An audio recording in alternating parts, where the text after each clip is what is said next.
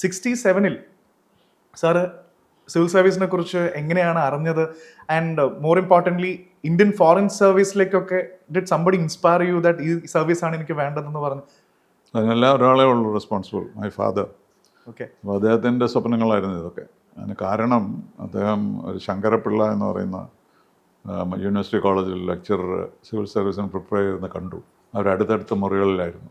അപ്പോൾ ഇയാൾ ദിവസം ഒരു 6 പുസ്തകം കൊണ്ടുവരും വൈകിട്ട്, എന്നിട്ട് 6 പുസ്തകം രാവിലെ തിരിച്ചു കൊണ്ട് കൊടുക്കും. ഓക്കെ. അപ്പോൾ മൈ ഫാദർ വാസ് അസ്റ്റോണിഷ്ഡ്, ഇയാൾ എങ്ങനെയാണ് ഈ 6 പുസ്തകം ഒരു ദിവസം വായിച്ചു തീർക്കുന്നത്. സോ ഈ confronted him and talk to him. അപ്പോൾ പറഞ്ഞു സിവിൽ സർവീസ് പരീക്ഷയ്ക്ക് പഠിക്കുകയാണ്, ഫോറിൻ സർവീസാണ് ഉദ്ദേശം, അംബാസഡർ ആണെന്നാണ് ആഗ്രഹം എന്നൊക്കെ പറഞ്ഞു. So my father gave him an exaggerated picture of myself. ഭയങ്കര മിടുക്കനായിട്ടൊരു മകനുണ്ട്, അതാണ് പറഞ്ഞു. He should go for the foreign service, become an ambassador. അച്ഛനും അറിയില്ല, എനിക്കും അറിയില്ല എന്താണ് അംബാസഡർ എന്നോ എന്താണ് ഫോറിൻ സർവീസ് എന്നൊന്നും അറിയില്ല. അപ്പോൾ അദ്ദേഹത്തിനോട് പറഞ്ഞു, നീ അംബാസഡറാണ്, ശങ്കരപ്പിള്ളയെ പോലെ ആകണം മാത്രം ഒരു ഉപദേശം തന്നു. അപ്പോൾ ഐ ഫോളോഡ്. അതൊരു ഡ്രീമായിട്ട് മാറി, without knowing what it was all about. Ambassador എന്നുള്ള, അപ്പം ഞാൻ വിചാരിച്ചു അംബാസഡർ എന്ന് പറഞ്ഞാൽ കാറാണല്ലോ എന്ന്. അതേ ഈ കാർ ഇങ്ങനെ ആകുന്നു, പക്ഷെ അച്ഛനോട് ചോദിക്കാനുള്ള ധൈര്യമില്ലായിരുന്നു.